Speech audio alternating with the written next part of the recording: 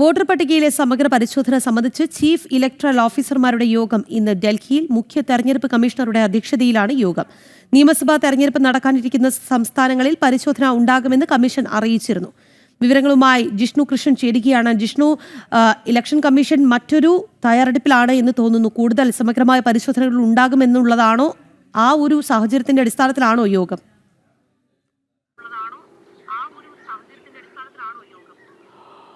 രാഖി, ബീഹാറിൽ വോട്ടർ പട്ടികയിൽ നടന്നതിന് സമാനമായൊരു തീവ്ര പരിഷ്കരണ നടപടിയും പരിശോധനയുമെല്ലാം രാജ്യത്തുടനീളം നടത്തുമെന്ന പ്രതികരണങ്ങൾ നേരത്തെ തന്നെ തെരഞ്ഞെടുപ്പ് കമ്മീഷൻ നടത്തിയിരുന്നു. ഏറ്റവും പ്രധാനപ്പെട്ടത് അടുത്ത നിയമസഭാ തെരഞ്ഞെടുപ്പ് നടക്കാനിരിക്കുന്ന സംസ്ഥാനങ്ങളിൽ ഇത്തരത്തിൽ വോട്ടർ പട്ടികയിലെ സമഗ്രമായ പരിശോധന ഉണ്ടാകും എന്നും തെരഞ്ഞെടുപ്പ് കമ്മീഷൻ അറിയിച്ചിരുന്നു. അതിന് പിറകെയാണ് ഇന്ന് ഡൽഹിയിൽ കേന്ദ്ര തെരഞ്ഞെടുപ്പ് കമ്മീഷണറുടെ നേതൃത്വത്തിൽ ചീഫ് ഇലക്ടറൽ കമ്മീഷണർമാർ യോഗം ചേരുന്നത്. ആ യോഗത്തിൽ തെരഞ്ഞെടുപ്പിൽ ക്രമീകരണവുമായി ബന്ധപ്പെട്ടും ഒപ്പം തന്നെ വോട്ടർ പട്ടിക പരിഷ്കരണം, വോട്ടർ പട്ടികയിൽ വരുത്തുന്ന ഈ പരിഷ്കരണ നടപടികൾ വരുന്ന നിയമസഭാ തെരഞ്ഞെടുപ്പ് നടക്കുന്ന സംസ്ഥാനങ്ങളിൽ ഏത് രീതിയിൽ നടത്തണം എന്നത് സംബന്ധിച്ചുള്ള വിശദമായ ചർച്ചകൾ ഉണ്ടാകും. കൂടാതെ ബീഹാർ നിയമസഭാ തെരഞ്ഞെടുപ്പിന്റെ ഒരുക്കങ്ങൾ സംബന്ധിച്ചും ഈ യോഗത്തിൽ ചർച്ചയുണ്ടാകും എന്നാണ് മനസ്സിലാക്കുന്നത്. ബീഹാറിൽ വോട്ടർ പട്ടിക പരിഷ്കരണത്തിലൂടെ അനധികൃതമായി വോട്ടവകാശം നേടിയിട്ടുള്ള അനധികൃത നുഴഞ്ഞുകയറ്റക്കാരും കൂടാതെ കൃത്യമായിട്ടുള്ള പൗരത്വം അല്ലെങ്കിൽ ഈ വോട്ടവകാശം ഇല്ലാത്ത ആളുകളെ വോട്ടർ പട്ടികയിൽ നിന്ന് ഒഴിവാക്കുന്ന വിപുലമായിട്ടുള്ള ക്രമീകരണങ്ങൾ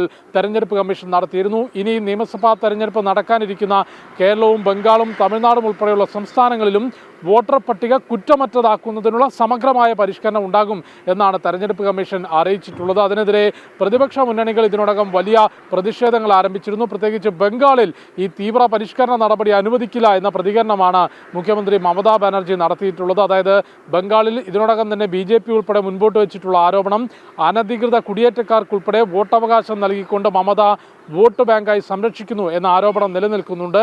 അതിൻ്റെ അടിസ്ഥാനത്തിലാണ് അവിടെ ഒരു തീവ്ര പരിഷ്കരണം ഉണ്ടാകുമെന്ന വാർത്തകൾ പുറത്തു വരുമ്പോൾ തന്നെ അത്തരം നടപടികളെ എതിർക്കും എന്ന് മുഖ്യമന്ത്രി മമതാ ബാനർജി സൂചിപ്പിച്ചിട്ടുള്ളത്. പക്ഷേ തെരഞ്ഞെടുപ്പ് കമ്മീഷന്റെ നിലപാട് ശക്തമാണ്.